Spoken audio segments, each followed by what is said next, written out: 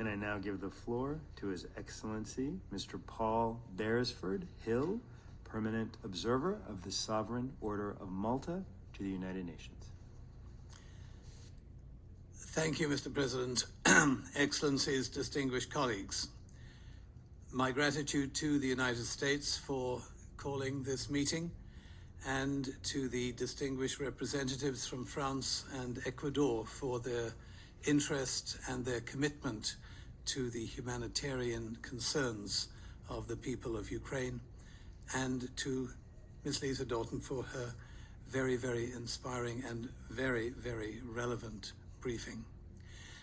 Since the onset of the conflict in Ukraine, the Sovereign Order of Malta has been at the forefront in providing humanitarian aid to the Ukrainian population.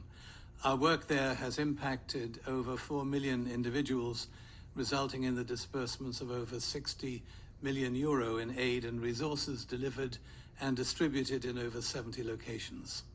At the moment, we have over 1,000 volunteers and relief workers active in Ukraine, providing humanitarian aid to those in need. We recently held a conference at our government headquarters in Rome to review humanitarian operations in Ukraine, and we heard from doctors, volunteers, psychologists, and other professionals who are working with us throughout the country. I'd like to share with you one takeaway from that conference. Relentless bombing, the destruction of infrastructure, and the fear of repeated hostilities, coupled with the absence of adults, either deceased or serving in the armed forces, is creating a generation of traumatized Ukrainian children whose futures will be marked by evolving mental health issues.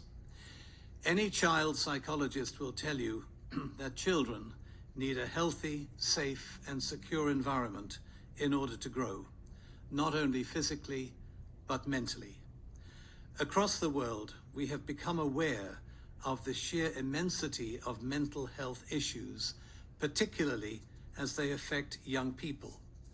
The U.S. National Institute of Mental Health reports that almost 50% of teenagers struggle with mental health issues, while 22% of those have severe impairment. Similar statistics are reported in many countries. Now, these statistics reflect young people raised in relatively safe environments who do not experience the effects of war or internal conflict. Imagine, therefore, the immense damage being done to children and youth in war-ravaged environments as experienced across Ukraine. Order of Malta psychosocial professionals have worked with tens of thousands of Ukrainian young people over the past 2 years in a variety of social and therapeutic environments, and continually report on the underlying traumas and anxieties that are shaping the worldview of these children, who soon will be adults. Summer camp opportunities, play centers, group and individual counseling can only do so much, because as long as bombs are dropping and homes destroyed, with families living in fear, and as long as the country is focused away from the normal affairs of state, then the emotional and psychological future of the country will be at risk. According to the Ukrainian government, more than 3,800 educational facilities in the country have been damaged or destroyed, severely interrupting access to education for millions of children. Only 2 out of 700 schools in Kharkiv are delivering in-person learning. Most children there are studying online.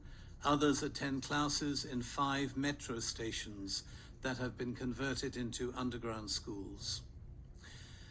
The rebuilding of cities and towns will happen over time. The rebuilding of lives and minds is a far more complex process.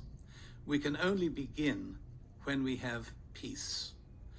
But we also know that while bodies heal or adjust, establishing mental equilibrium is an ongoing process that often takes a lifetime.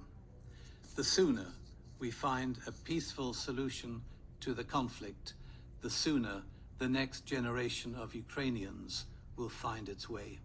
Thank you, Mr. President.